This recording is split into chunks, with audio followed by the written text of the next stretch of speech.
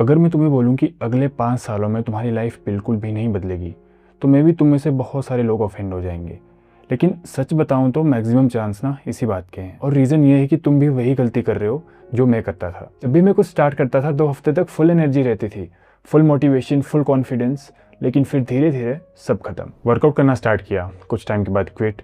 नई habit start की, वो भी कुछ टाइम के बाद क्विट। नई स्किल सीखने का ट्राई किया, क्विट। और फिर कुछ महीनों के बाद वही साइकिल दोबारा। एक टाइम पर मुझे लगने लगा था कि शायद मैं डिसिप्लिन ही नहीं हूँ। लेकिन फिर मुझे समझ आया कि मैं जो भी नई चीज़ स्टार्ट करता था उसमें मुझे परफेक्ट रिजल्ट्स चाहिए होते थे। जैसे कुछ साल पहले मैंने घर पे वर्कआउट करना स्टार्ट किया था।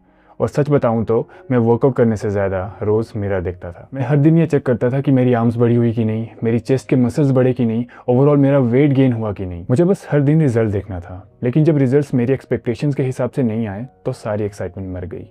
फिर एक वर्कआउट मिस हुआ, फिर 2, फिर 1 हफ्ते का गैप, और फिर पता ही नहीं चला कि मैंने कब क्विट कर दिया। उस वक्त लगा कि प्रॉब्लम डिसिप्लिन है, लेकिन प्रॉब्लम डिसिप्लिन नहीं थी। प्रॉब्लम ये थी कि मैं बस प्रोसेस को टॉलरेट कर रहा था। मुझे सिर्फ और सिर्फ रिजल्ट से मतलब था। और जब मुझे रिजल्ट्स के नाम पे कुछ नहीं दिखा तो मैंने सोचा अभी के लिए रहने देता हूँ, फिर कभी सही से शुरू करूँगा।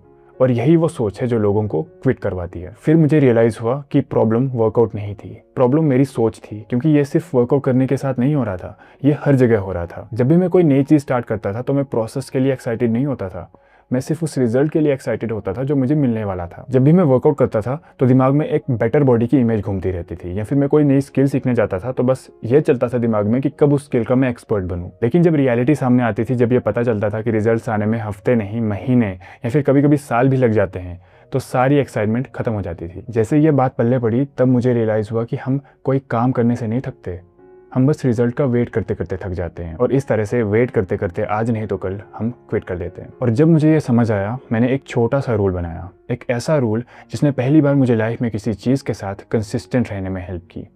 रूल सिंपल है, डोंट ब्रेक द चेन। जो भी तुमने गोल सेट कर रखे हैं अपनी लाइफ के, उनको अचीव करने के लिए जो आज तुम काम कर रहे हो उसका फ्लो मत टूटने दो। बताता हूँ कैसे। मैंने स्टार्टिंग में बताया था ना कि मैंने वर्कआउट करना स्टार्ट किया था एंड कुछ टाइम के बाद क्विट भी कर दिया था।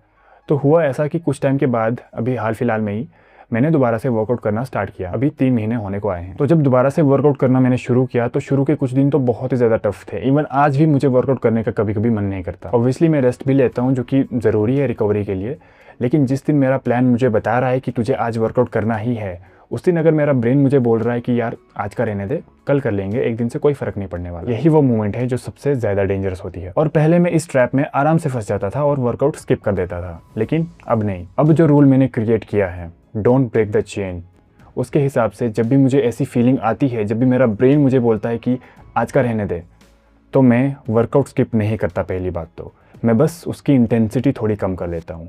ध्यान से समझना इस बात को। इंटेंसिटी कम करने से मेरा मतलब यह है कि अगर मैं 4 सेट्स करता था किसी एक्सरसाइज के, तो जिस दिन मेरा मन नहीं कर रहा है मैं उस दिन सिर्फ 2 करूँगा। अगर मैं 45 मिनट्स तक वर्कआउट करता था तो मैं बस 10 या 15 मिनट तक ही वर्कआउट करूँगा। क्योंकि उस वक्त मेरा गोल परफेक्ट वर्कआउट करने का नहीं होता। मेरा गोल बस इतना होता है कि मैं अपने माइंड को आराम की आदत ना पड़ने दूँ।